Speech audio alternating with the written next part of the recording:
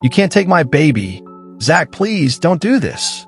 The scream tore through the elegant calm of Steak 44 in Phoenix, sharp enough to silence every conversation in the room. A chair scraped violently across the polished marble floor. Crystal glasses rattled on white linen tables. Conversations died mid-sentence as dozens of stunned diners turned toward the center of the restaurant. 2 security guards were rushing forward. Before going deep into the story, trust your day is going on well. Here is another interesting story for you. Let us grow the channel together, like, subscribe, and share to make it go viral. Now let us continue. Between them stood a trembling waitress, one hand gripping the edge of a table, the other protectively wrapped around her swollen stomach. "Ma'am, you need to calm down," one guard said firmly. But she shook her head, panic flooding her voice. "No, please, don't let him do this." Across the room, Zack West had stopped moving. Just seconds earlier, the billionaire real estate tycoon had been walking back to his private dining table after taking a phone call about an $80 million development deal. Now he stood frozen, because the woman shouting his name wasn't a stranger. At first, he thought his mind was playing tricks on him. The waitress looked exhausted. Her brown hair was pulled back in a loose ponytail, strands falling around a pale face that seemed far too familiar. Her uniform stretched awkwardly over a very visible pregnancy. Then she lifted her head. Their eyes met. And suddenly Zack wasn't standing in a luxury restaurant anymore. For a split second, he saw flashes of another life. Laughter in a small kitchen, a sunset in Sedona, a wedding ring sliding onto her finger. His chest tightened, because the terrified pregnant waitress staring at him across Steak 44 was Mia Brown. The woman who used to be his wife. The same woman who disappeared from his life 3 years ago. But just 30 minutes earlier, none of this chaos existed. The night had been perfect. Zack West sat in the private dining section of Steak 44, surrounded by polished wood walls, low golden lighting, and the quiet conversations of Phoenix's wealthiest clients. A thick folder rested on the table in front of him. Contracts for an $80 million luxury development in Scottsdale. Across from him, his business partner Logan Mercer lifted a glass of bourbon with a satisfied grin. "After tonight," Logan said, tapping the folder, "half of downtown Scottsdale is basically yours." Zack allowed himself a small smirk.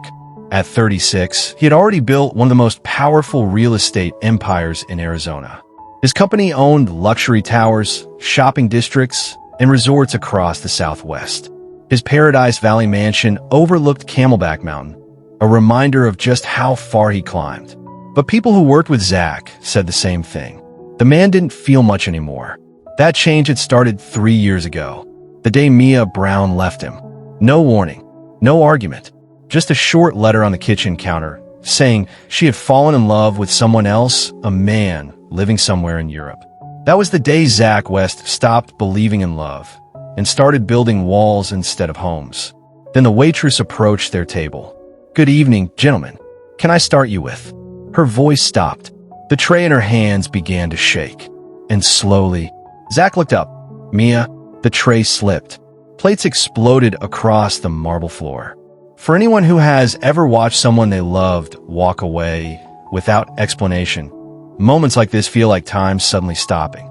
And if stories like this matter to you, staying with them helps keep those moments from being forgotten. The crash of shattered plates echoed through the restaurant. For a moment, nobody moved. Then the whispers started. Guests leaned toward each other.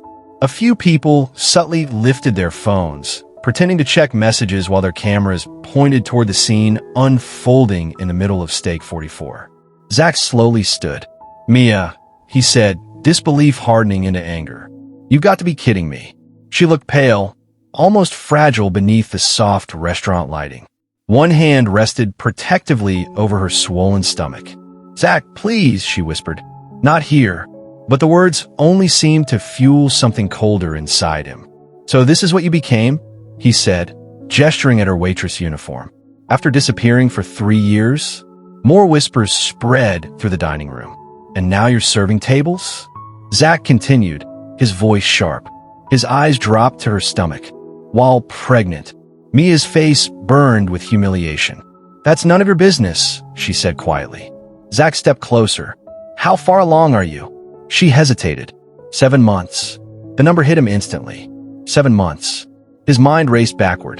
The timeline overlapped with the final weeks of their marriage. His voice dropped to a dangerous whisper. Is the baby mine? Mia's lips parted. No, but her eyes betrayed something else. Before he could react, she turned and rushed toward the kitchen doors. Zack remained standing there, frozen, because something about that answer felt terribly wrong.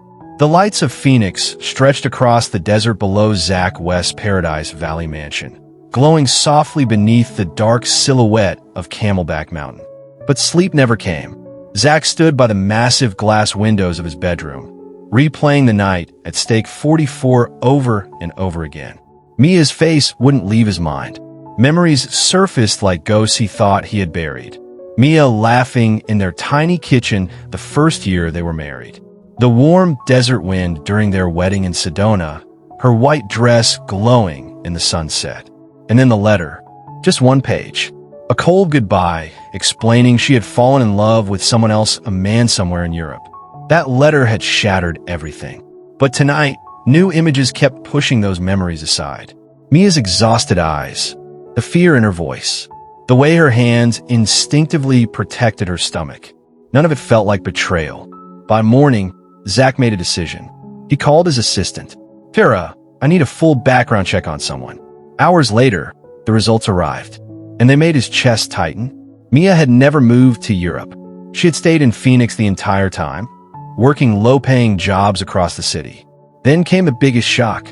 Pawn records showed she had sold nearly everything she owned, even the diamond bracelet Zack gave her on their anniversary.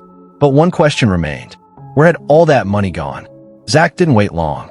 By noon the next day, he had hired one of the best private investigators in Phoenix, Caleb Rhodes, a former detective who now handled the kind of problems wealthy businessmen prefer to keep quiet.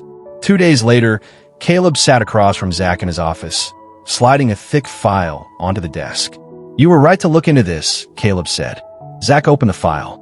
At first, it looked like a list of ordinary bank withdrawals. But the dates told a different story. For 3 straight years, Mia had withdrawn thousands of dollars in cash every single month. The payments always followed the same pattern. Regular, quiet, careful. Where did the money go? Zack asked. Caleb leaned back. That's the disturbing part. He pointed to several highlighted names connected to the transactions. A hidden network tied to Arizona construction corruption. Groups involved in permit racketeering, intimidation, and land extortion. The same kind of operations that quietly pressure developers across the state. Zack's stomach tightened. Then Caleb revealed the detail that changed everything. These payments started right before Mia left you. Silence filled the room. And the baby? Zack asked quietly. Caleb studied another document. The conception date lines up just days before your divorce. He looked up. Mr. West, that child is almost certainly yours. The words hit like a punch. In that moment, a terrifying realization settled over Zack. Mia hadn't betrayed him. She had been protecting him. Sometimes the people we judge the harshest are the ones carrying the heaviest sacrifices. And stories like Mia's remind us why those sacrifices should never disappear into silence. Caleb leaned forward, his eyes serious. There's more, Mr. West. The story isn't just about money. Zack stiffened. 3 years ago, he had unknowingly crossed paths with a powerful Phoenix crime syndicate. They controlled a network of land developers and construction permits. And Zack, always careful, had blocked one of their expansion plans. They saw you as a threat, Caleb continued. So they targeted someone more vulnerable. Someone they knew you'd never suspect. Zack's chest tightened. They went after Mia, Caleb said. Forced her into a corner. Their ultimatum, leave you, make you sign divorce papers, or they destroy your life. To make it believable, they forced her to fabricate an affair in Europe. That letter? Not a confession. It was a survival tactic. Zack felt like the floor had dropped beneath him. For 3 years, Caleb added quietly, she paid them off. Thousands of dollars each month. She sacrificed everything. Her marriage, her reputation, her future, all to keep you safe. The room felt smaller the air thicker.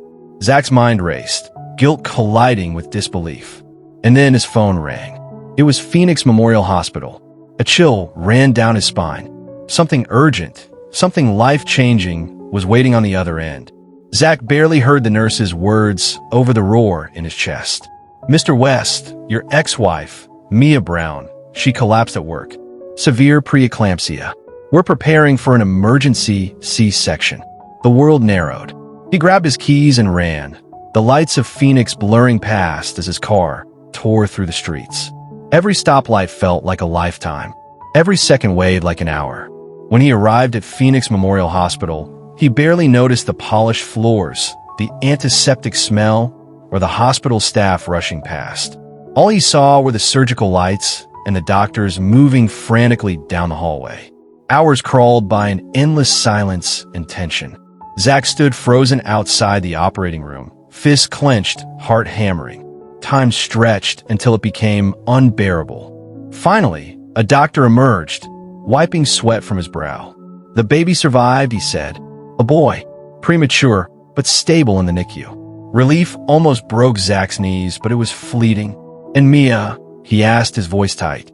"She's still critical," the doctor said. For the first time in years, Zack West prayed. Not for deals, not for power, not for revenge. He prayed for the woman who had once been his life, and for the child he didn't yet hold. Weeks later, the soft beeping of monitors filled the quiet hospital room. Mia's eyes fluttered open, hazy with pain and confusion. The first thing she saw was Zack West, sitting beside her bed, cradling a tiny bundle in his arms. Her voice trembled. You shouldn't be here." "I know," Zack said softly, brushing a loose strand of hair from her face. "But I had to see you." Tears welled in Mia's eyes. She tried to apologize, whispering, "I..." Zack shook his head. "No, you don't need to explain. I already know everything." For the first time in years, walls broke down. They shared a long, quiet moment. Two hearts stitched back together by truth, relief, and a fragile life sleeping in Zack's arms. Meanwhile, Phoenix was stirring with justice. Zack's legal team worked closely with FBI agents, following the evidence Mia had unwittingly left behind. Within days, the crime syndicate that had haunted their lives was dismantled. Arrests were made, corruption exposed. Turning back to Mia, Zack spoke with quiet determination. "You won't have to fight anymore. Not alone. Ever." For the first time since that fateful letter 3 years ago, Zack felt hope, not power. And for Mia, the weight of years of fear finally began to lift.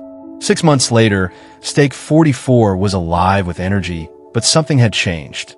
The familiar sign above the entrance was gone, replaced by a gleaming gold plaque. Mia's table. Zack West stood near the front, holding their baby in his arms, watching as the community, press, and city leaders poured into the restaurant. Cameras flashed, capturing the moment Phoenix witnessed a billionaire honoring the woman who had saved his life in ways no one else could see. Mia entered slowly, her hand brushing over the edge of her chair as she looked around.